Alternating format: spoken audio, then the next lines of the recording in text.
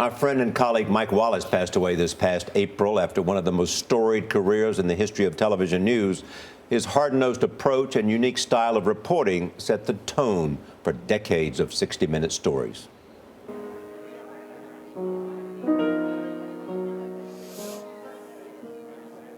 It's hard to believe that Mike is gone. His style, his stories, his questions were all so distinctively Mike. Nobody was ever that good. What are you trying to prove? Nothing. He was doing what? With you. Why? Why? Why? What is this? This is 60 Minutes. Wow. I think he really felt that without a dedicated community of journalists, the world would be a poorer place, that people would be ripped off, that people would be taken advantage of. She lost her virginity that day. Now, why would she say that about you, Father Kirsch, if it were not so? He was driven by his desire to be part of the action and to get to the truth. Oh, I have no intention of leaving until you tell me what's on your mind. He loved being in the spotlight. We gave you In some ways, it was his drug. His very being demanded attention, and it was seldom denied. He was the best journalist I have ever known. He didn't just walk into the famous interview with the Ayatollah Khomeini. He had earned it through years of solid, serious reporting. And he calls you, Imam, forgive me, his words, not mine, a lunatic.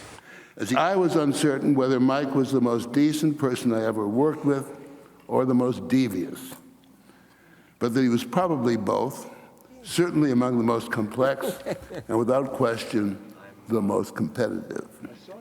It was a story that the correspondents used to tell to each other about if you had a piece on Sunday's show in the lineup and Mike didn't, it was a bad week to go on the road, because by the time you got back, Mike's piece would be on the air and yours wouldn't. Now, wait just a moment. Hold it a minute, goddammit.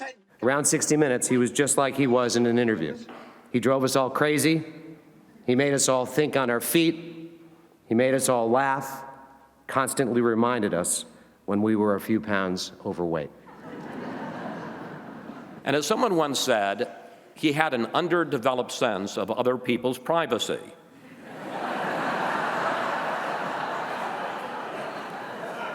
Can you imagine coming home from a date and Mike Wallace is waiting up for you? Where did you go, he asks.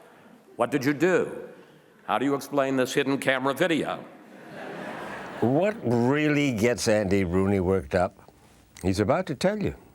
Let's do that again. Once more. Why? Why? That was good. And besides the fact that he was a real pain in the ass, you knew deep down that chances were you were never going to have an opportunity to be as close again to someone like Mike. My other next-door neighbor at 60 Minutes for all the years he spent there was Ed Bradley. When he interviewed Mike back in 2006, Ed had only months to live. His relationship with Mike, like mine, was bittersweet. And the interview itself, without either man knowing it, was a bittersweet farewell. Just a simple question. I know that there have been periods There's no when such thing there as were a people in the simple shop question. you didn't talk to. Like? You and I didn't talk for a period of 6 months. Why? I don't remember. Do you? As you've said yourself, you hold a grudge. Mike, I'll miss you. Here's to life, to dreamers and their dreams. The last few years weren't easy for my father. This man with such a keen intellect and such a quick mind began to slip. But as your faculties are stripped away, doctors say that what's left is the essential person. And what remained of Mike Wallace was a sweet and gentle man. Even in his diminished state, there was no one who was more fun to be around. He was still Mike Wallace, and that was still plenty. So long out there.